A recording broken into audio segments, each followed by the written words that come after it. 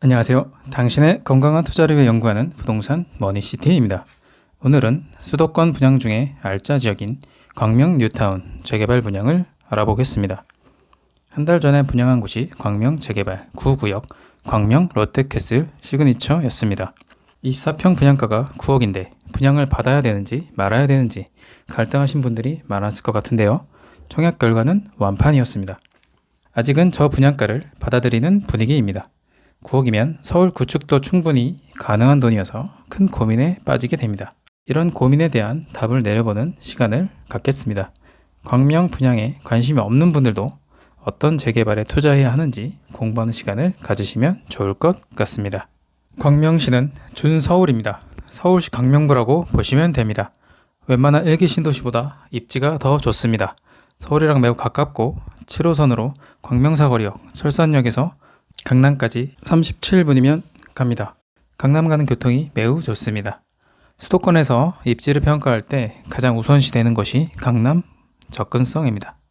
광명 사거리역을 중심으로 북쪽과 남쪽은 낙후된 지역이었습니다.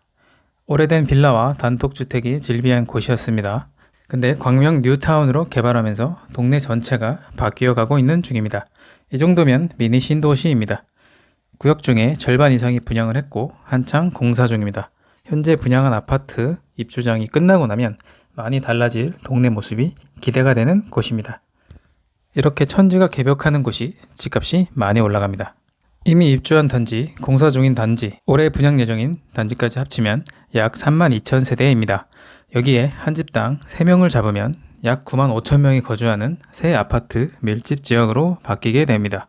3만 세대 규모의 새 아파트가 들어서면 그 지역의 구매력이 바뀌게 됩니다. 구매력이 바뀐다는 말은 부자들 또는 중산층 정도가 거주하는 지역으로 바뀐다는 것입니다.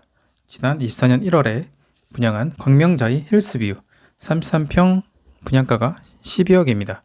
매수해서 살면 12억이 필요하고 전세로 살아도 8억이 필요합니다.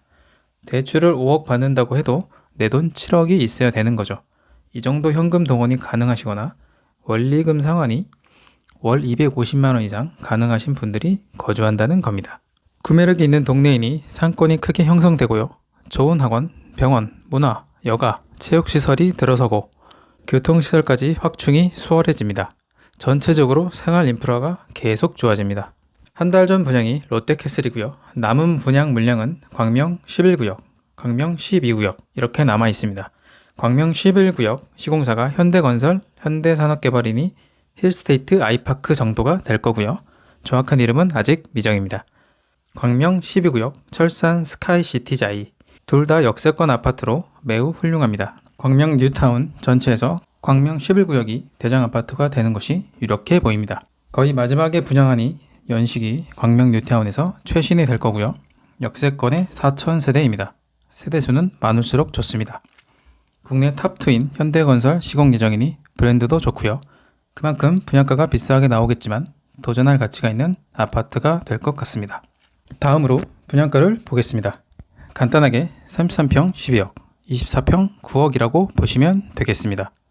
앞으로 분양한 아파트는 저 분양가보다 조금씩 더 올라갈 겁니다. 결정이 내리는 것이 쉽지 않은 가격대입니다. 이 돈이면 서울 업무지구 가까운 곳 구축 아파트가 낫다 라고 생각하시는 분들이 있으실 거고요. 새 아파트의 7호선 역세권이니 이 정도 가격이면 괜찮아 라고 생각하시는 분들도 있으실 겁니다. 어느 쪽에 중점을 두느냐에 따라 달라질 것 같습니다. 주변 시세를 보겠습니다. 청약 여부를 결정할 때 주변 시세가 매우 중요합니다. 주변 시세가 분양가보다 월등히 높으면 분양이 잘 되겠죠. 자료를 보시면 여기랑 가까운 아파트는 33평 매매가 12억 정도고요. 역세권이 아닌 아파트는 33평 매매가 11억 전후로 형성되어 있네요. 24평 시세를 보겠습니다. 여기랑 가까운 아파트는 24평 매매가 9.3억 정도고요. 역세권이 아닌 아파트는 24평 매매가 7.5억 전후이고요. 정리하면 33평, 24평 분양가와 현 시세가 비슷합니다. 시세와 비슷하면 보통 완판이 됩니다. 청약 경쟁률을 자세히 보겠습니다. 지난달에 분양한 광명 롯데캐슬 시그니처는 84 타입 전부 조합원에게 분양이 되었고요. 그래서 남은 물량만 일반 분양으로 나왔습니다. 그래서 59 타입부터 있습니다. 59A 타입이 최저 당첨 가점이었고요. 44점입니다.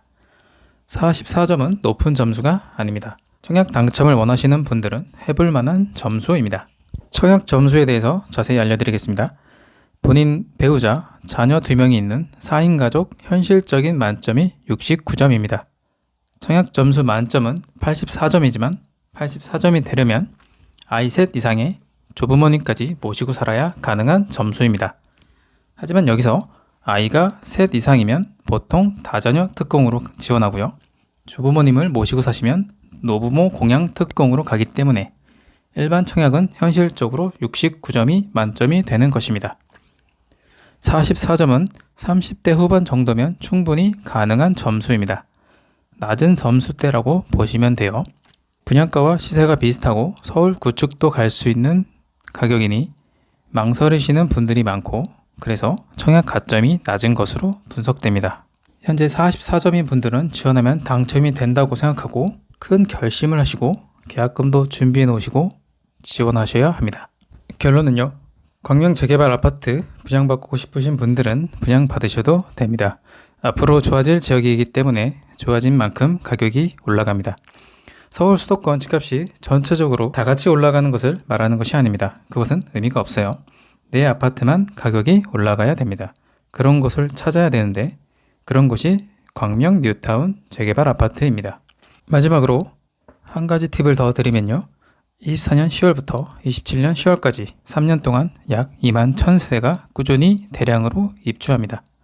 그 이후에 광명 11구역, 12구역 합쳐서 약 6000세대 정도 입주가 기다리고 있습니다. 입주할 때 분양권을 가장 많이 팔기 때문에 입주장을 노리는 것이 좋습니다.